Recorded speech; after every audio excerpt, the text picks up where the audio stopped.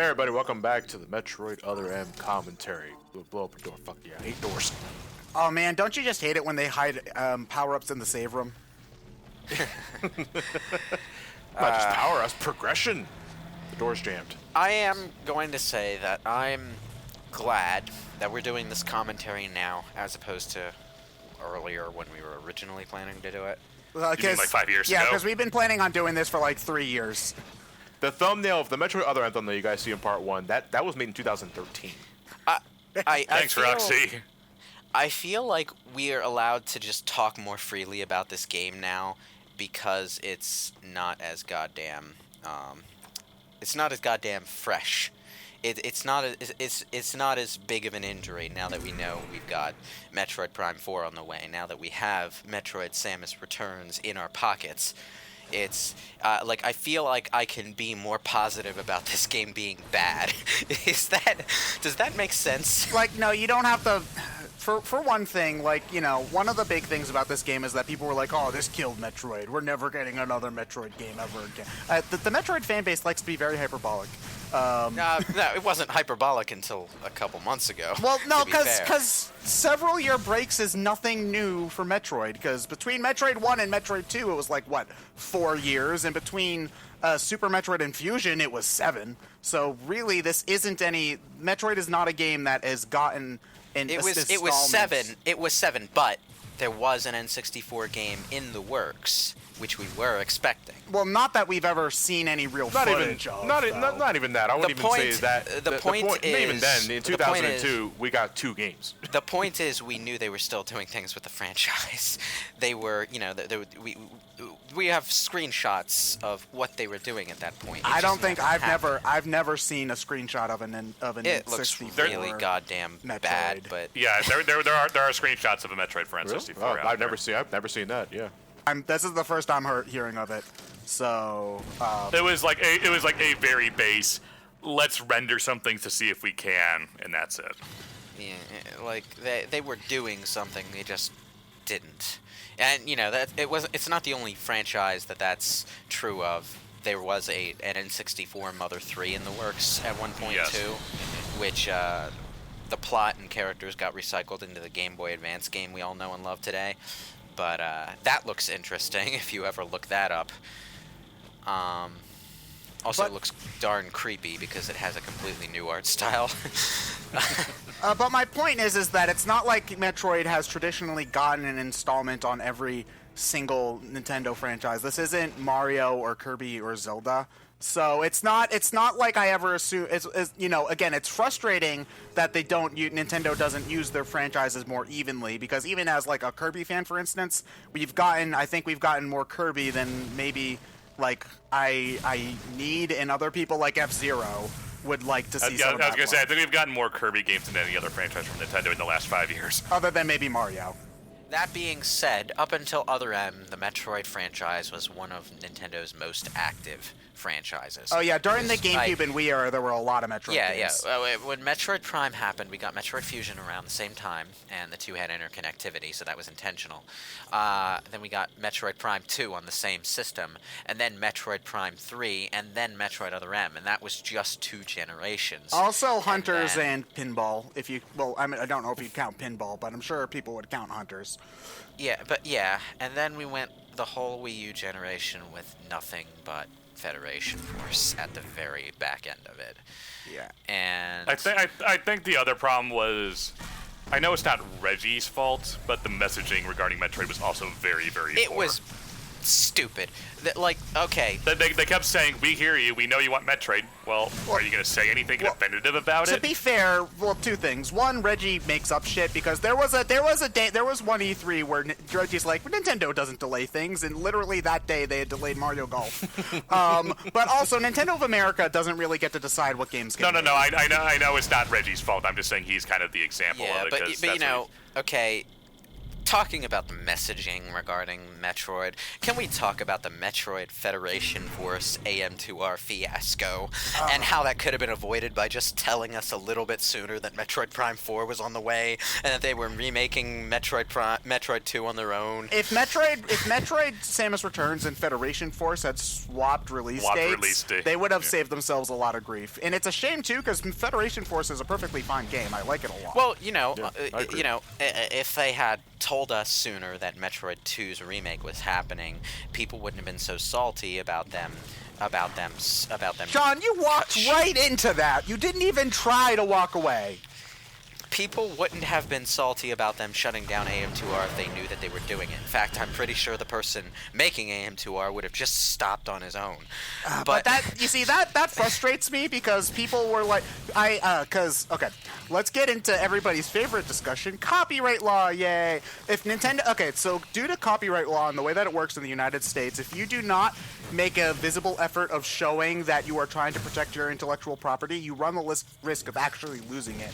So I saw some people saying to me, like, oh, well, it doesn't matter to me if Nintendo loses Metroid because they're not doing with it anyway, anything with it anyway. I got legitimate Twitter responses like that, and I'm like, dude, shut up, all right? Like, so even if they don't use it, Metroid is obviously still a property that they want to protect. And granted, like, nobody wants like, okay, we're shutting down this fan project is not something that anybody wants to hear, but it's not just that it's not like a matter of corporate greed. This is something that legally they need to do if they want to make sure that they have a tight grip on their IP. It's because if a fan can make a Metroid game, then Sega can make one, is basically the point. It's that they're not wrong, but they need to have done a better job showing what they're doing with it. I'm not even talking about copyright law, and I'm actually, you're not entirely correct there. Copyright law is something you can elect not to protect selectively as you so choose.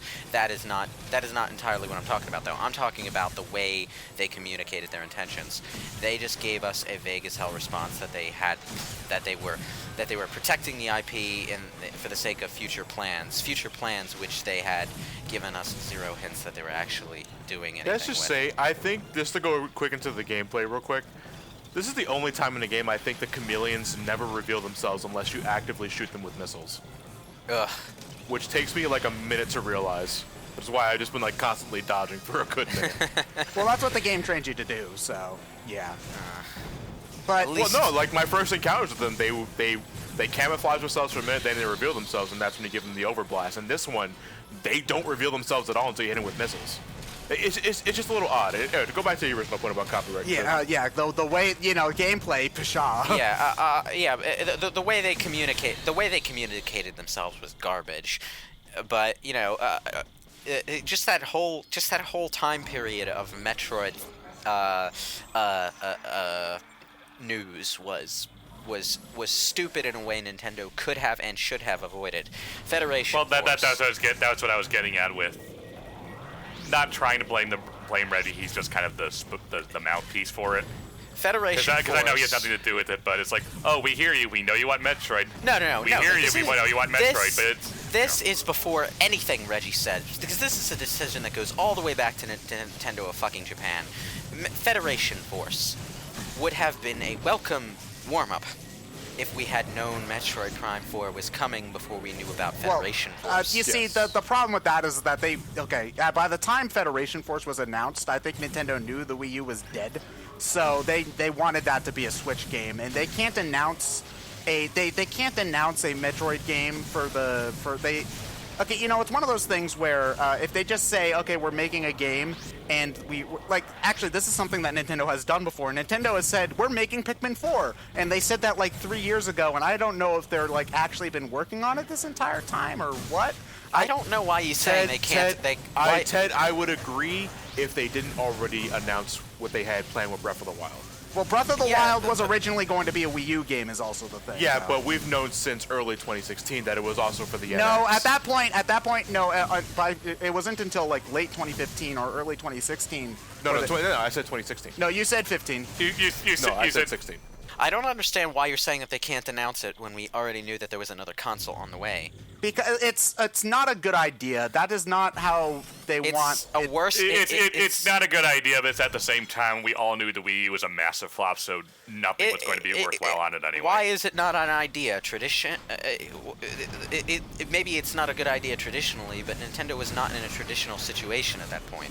And in any case, it's a considerably less bad idea than what they actually did. Well, So it's one of those things where they one would of have those nothing. things where They they were wouldn't have being anything to stupid. show. Is the thing. They didn't even. They have don't. They text. still don't have anything to show. They still don't have anything to show. They showed us a logo. They just told us the game was. The game might happening. not have even been in development in 2015. Okay, I'm just gonna say this right now, okay? By today's standards, like in the current gaming marketing climate, they don't have anything to show is not an excuse for not talking about a game that you have in development, because practically no games that are ever announced these days, for the AAA market at least, have anything to show. We find out that there's a game happening. There's maybe a trailer. If we're really lucky, we get something like Prey 2, which has a fantastic trailer and some gameplay to show off. That gives you a really good idea of what to expect. And if we're really unlucky, those games don't happen, like what happened with Prey 2. But games don't often announce with anything real to show us. They announce way too soon in development for that. Kingdom Hearts 3. That's actually a thing that Nintendo is pretty decent about. Actually, is that No. Nintendo doesn't show games until they're at Nintendo least is- a little bit. Until Nintendo they have. shows those games all the time. The only game that they don't do that with is frickin' Mario Odyssey. Well, no, it's not all. Like, for example, like it's. What did it's, we see of Zelda Breath of the Wild when it was first announced? At the Video Game Awards, whatever it was, you just Link riding on a Yeah, horse but back if you up a hill. honestly, Which, to be fair, was more than Prime 4. But the delay between Breath of the Wild's announcement and its release is actually not all that dissimilar from Twilight Princess's announcement and its release. It was like 2.5 years-ish or so, and that's honestly a lot closer from announcement to release than many other AAA games get. You know, like again, the biggest example is Square Enix, where Kingdom Hearts 3 has been in development. You might be somewhat thinking of the announcement of Breath of the Wild as opposed to the announcement of Zelda Wii U, which never had a specified title and only showed us some very vague images. Yeah, but that we first got footage of that in E3 2014, where they had like the shot of Link fighting the Guardian, and we got that game early 2017. So like, let's just be generous and say 2.5 years, almost 3 years. Honestly, that's really the long end of what we see for Nintendo games between first reveal and by first reveal I mean with like a trailer or something, because again, like we had stuff like Pikmin 3 was first talked about E3 2008, but we didn't get footage of that till like 2010. Brawl anyone? Brawl. Yeah, but like, I'm just talking about the point where they tell us that a game is happening. They don't. That's You know? that's the thing. Nintendo doesn't like to tell us that a game is happening unless if they have something to show. But what Lewis is getting at though is that the talking about Metroid, especially regarding like AM2R, was so bad.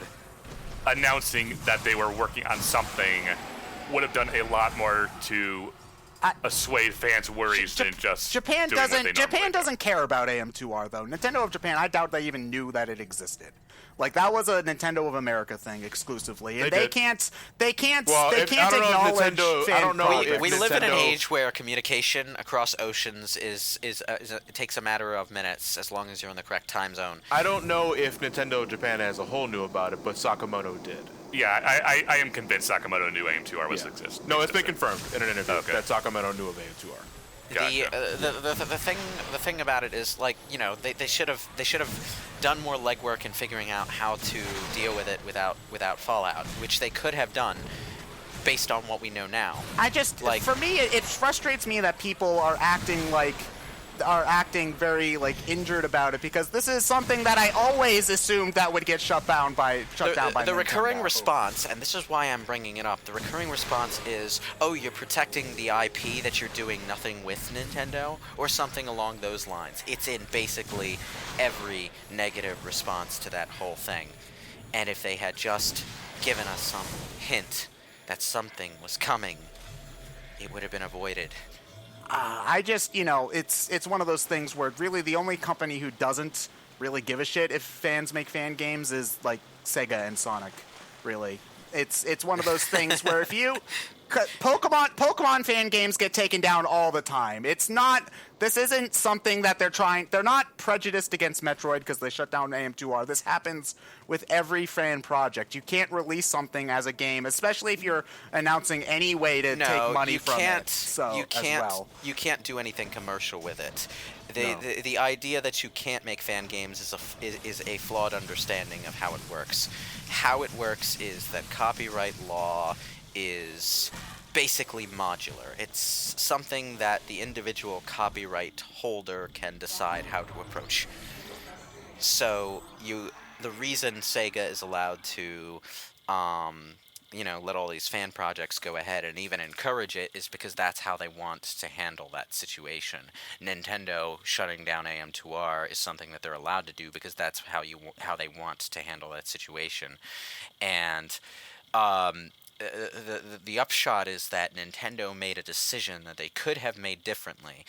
They didn't make it differently, and because they did make the decision they did, people criticized them for it based on the information they had at that time. That criticism would have been very different if they had had more information. Yeah, like if they had announced, like, okay, we're shutting down AM2R to make our own Metroid 2 remake, no one would have cared. It's the thing is that people, I've seen a lot of people assume that, they made Samus Returns to spite AM2R or something. It's not that. I think people act like AM2R is a bigger deal than it is, because it's a great fan remake, but it's not. It didn't convince Nintendo to make Samus Returns. They were working on that for at least a year before that fan remake Samus was Returns. released. If you spend even 5 minutes playing Samus Returns, it took way longer than that to make. Yeah, they didn't It's a very detailed and well put together game. It's one of those. I'm still convinced that looking at it, it did influence a few later on decisions, but not early on. It's one of the they can't make it just. I think personally, if they had just said we're making a Metroid game, I don't feel like they could just make that announcement and have nothing to show, like just a tweet saying a Metroid game is in development. I don't think that would go over super well. They could. Nintendo they did. They have done stuff like that before. But not often. The only example that they have done it before is Pikmin 4. I think Nintendo should stick to their guns a little less about not announcing things early, because there are times like the Metroid situation where it clearly would have been smarter to do so. It's just is the main thing I'm saying. It's just if the Nintendo only I'm not saying this is necessarily right, but Nintendo traditionally has only ever the only exception I can think of is Breath of the Wild. Nintendo has really only ever shown games when they are in a situation where they can be presented with a very polished at least chunk and to you know show. when And if they didn't have that for Samus Returns in December when the AM2R came out, then they wouldn't have had anything satisfying to show, and the impact that reveal would have had would have been lessened. I don't agree there, Ted. When they do that well, it's excellent. Super Mario Odyssey is probably the most excited a game has ever gotten me at its initial reveal ever.